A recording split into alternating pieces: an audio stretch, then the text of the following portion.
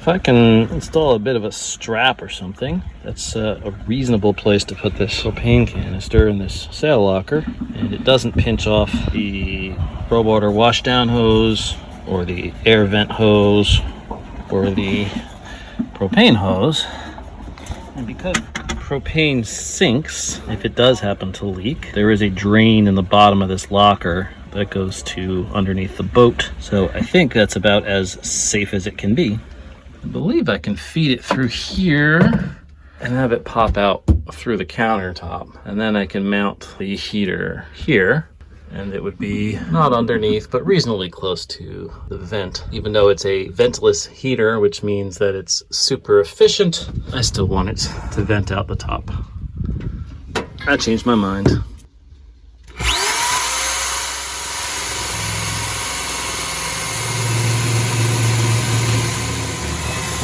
Good.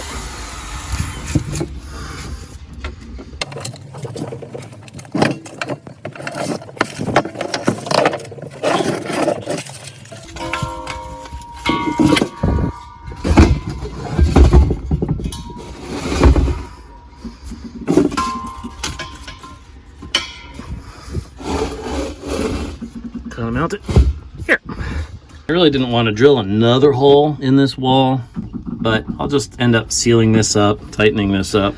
And now I have much more length of my propane hose, so I can mount this thing a little further over on the wall.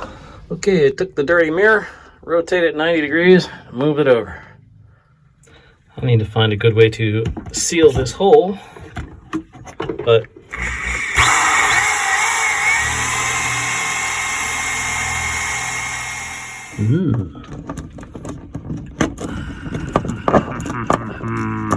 first thing we're gonna do today is replace this little copper bend with something like one of these T-fittings, and then I'll serve water basically straight up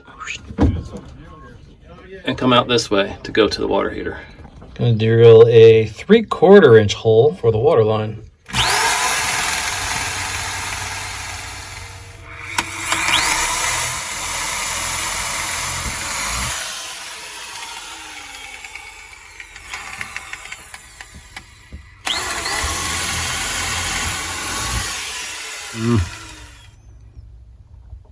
That could have been cleaner.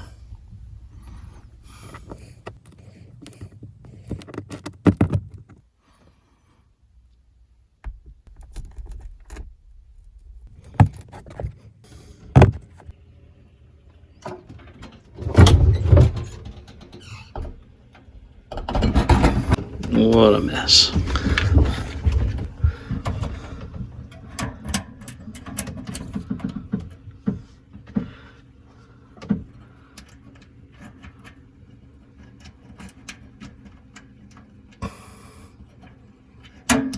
This thing's seriously in my way.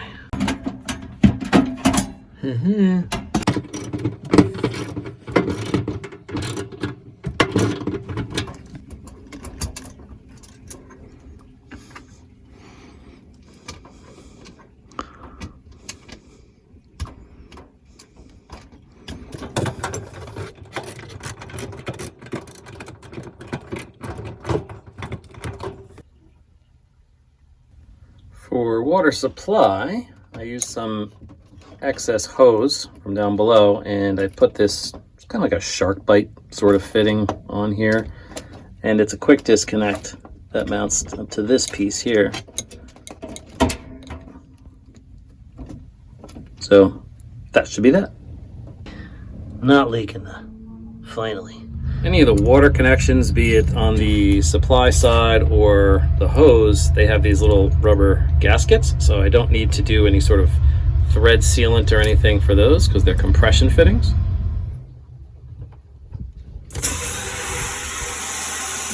I'd say that's enough water pressure for a shower. No leaks there.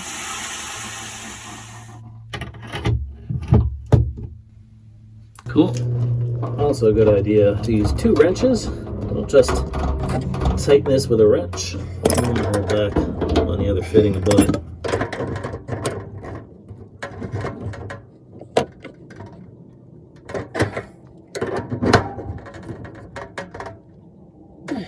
Now up here in the sail locker, before I actually strap this down so it doesn't move, I want to connect everything and make sure that everything works. And then I'll take everything out and clean up this absolute mess.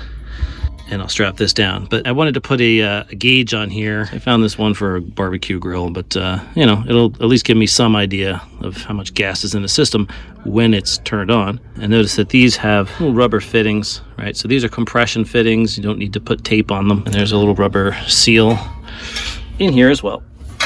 So first I'm going to connect this hose to this gauge. Notice it's the same kind of fitting. I could have just connected it straight to the tank, but I'll put this gauge in the middle here. And tight is good. And then I'm going to connect the whole thing to the tank and tight.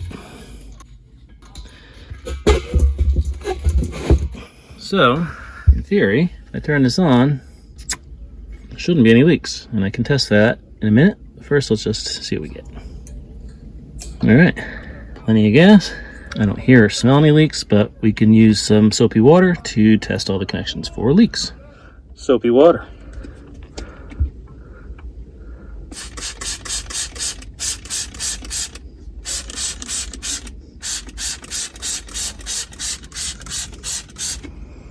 All I managed to do was make a mess out of my tank.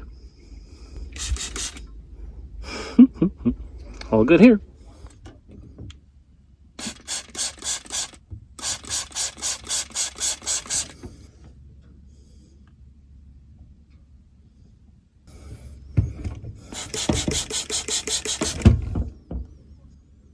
Looks good here.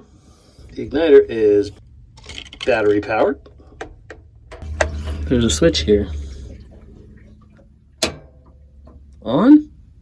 So I'm going to leave this at minimum flame and maximum water pressure for now. And notice this is not on, which I think means it's not burning currently.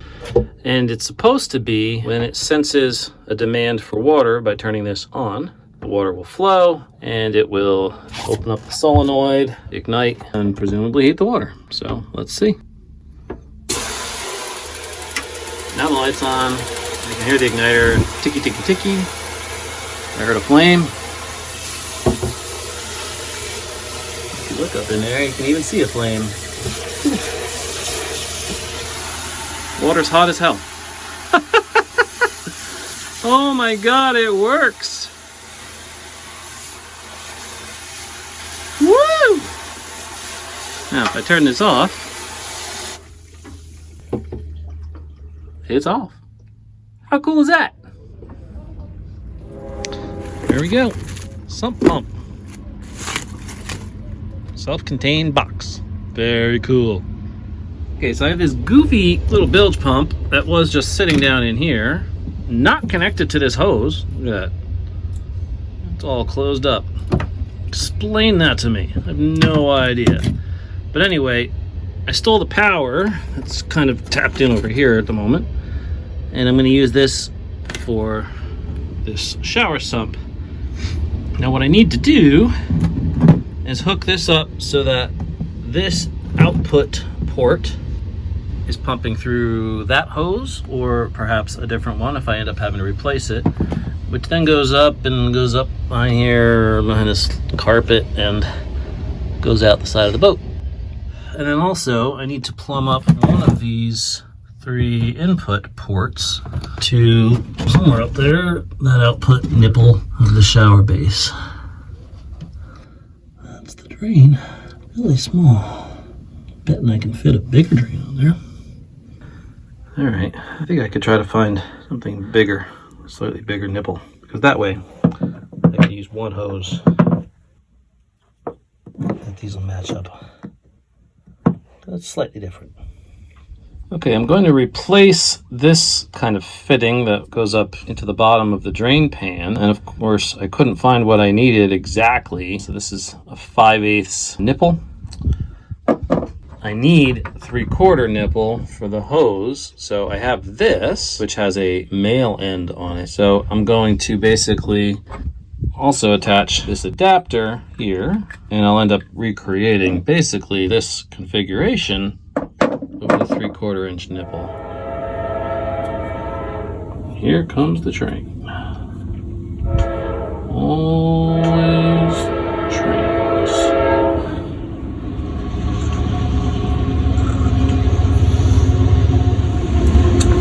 That's all she wrote. Try and ignore the wiring mess if you can. Put this on first. This is a nylon jam nut, I guess, that backs up and holds the little drain hole in place. It's also glued in, so it's not exactly necessary, but it's in there. Now this.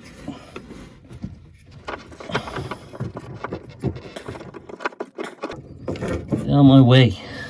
AC Romex running through there in my way. Awkwardly just sitting there in the bilge.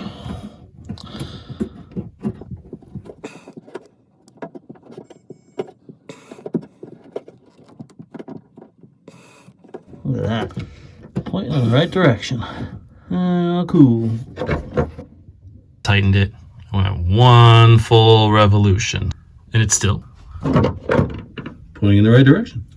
I bought a bunch of this 3/4 inch inside diameter tubing. Kind of wish it was the type that had the cords running through it, but it's not. Even so, this is fairly expensive stuff. About 24 bucks for this 10-foot roll. But anyway, 3/4 inch, the right size.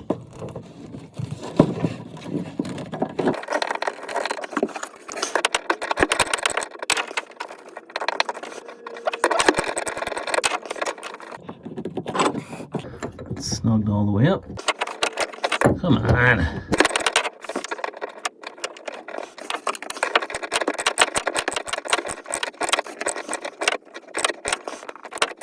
That's it. First hose is in place. Cool. For accessibility reasons, I think I'm going to put it right here in this front compartment. This is just better because I can access this thing, and it's a shorter run for the hoses too, which is nice, but not really what I was going for. I'm trying to put it back here. It's just too much in the way, basically the transducer. So if I try to mount it in front of the transducer, then I won't be able to actually open the lid or get to the hoses. And then put it behind the transducer, I can get to the hoses, but no shot in hell of ever opening. I just think this is a better option. So that's what I'm going to go with. Instead of using this hole, which is already opened up, I'm going to use this lowest one. I'd just rather have the lowest possible input source.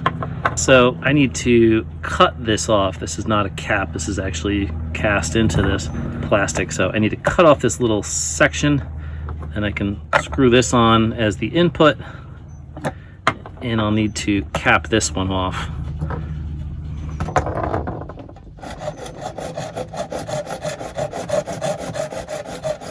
Okay, so here's my lowest hole, so I can screw this nipple on here. What about this one that's now left open? What I think I'm going to do is take this little circle that I cut off from here, and I'm going to silicone it to the inside of one of these extra oversized nipples, and then just screw that down on top. Okay, there's that. Drop my little circle in there. Now we've got a cap.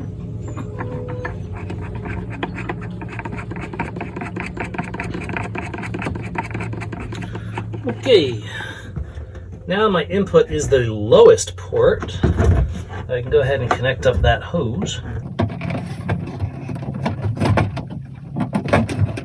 There we go. Position my clamp here. That's going to be interesting to get to. Let's see. Right then. We're going low.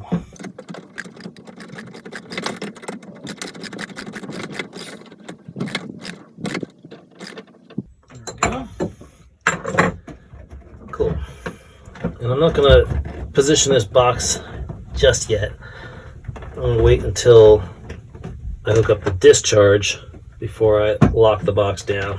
Took the hose here and I fed it up. It's going up there.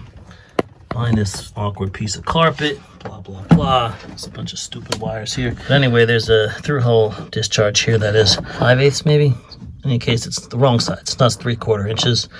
And there's a little piece of tubing slipped over that will act as an adapter. So not really what I want to do. I should probably get another fitting that's actually a 3/4 inch, but that's not what I'm doing at the moment. Take this hose, bring it up here. I'm trying to figure out which way it's bent. And I'm gonna slip it right over that adapter. And that'll actually work pretty well. And then I'll just tighten this down. Okay, connect this up now to the discharge. Get that on there.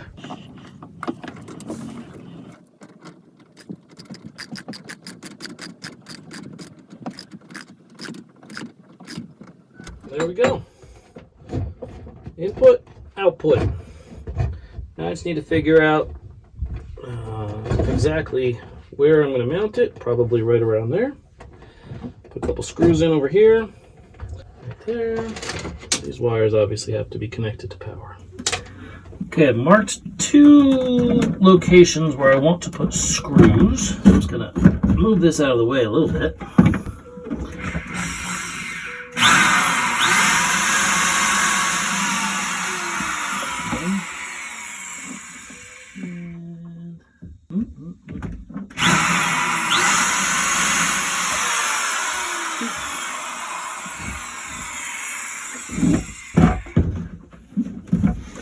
And now I need to find my screw holes.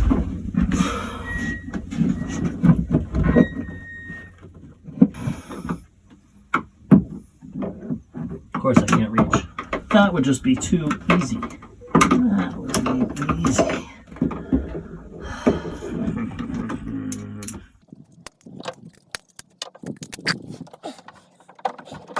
It's on an angle.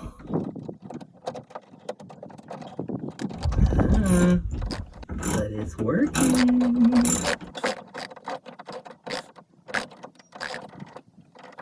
Yeah, that one's good. This one, not yet. That's gonna be fun to get to. He's in there. Okay, to wire this thing up, I found these positive and negative, well, this positive, this negative, 12-volt circuit that used to power that old bilge pump that was in here. So I took the positive and negative wires that go here to this sump, and what I did was I wired them up with excess 18 gauge wire that's going to be a circuit that continues on up towards the marine head to power the little fan for the composting head. So they're going to run on the exact same circuit and always be in a position of always on at the ready. So I can now take these and connect them up, positive and negative here, and we should be ready to test this. River water.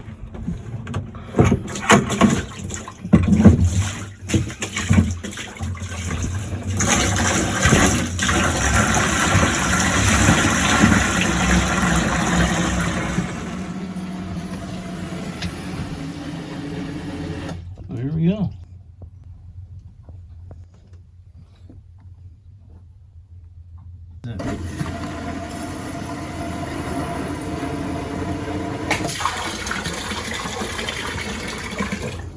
Cool.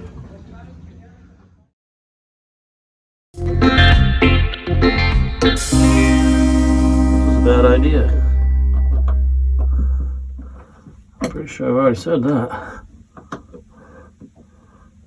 But in case you missed it, this was a bad idea.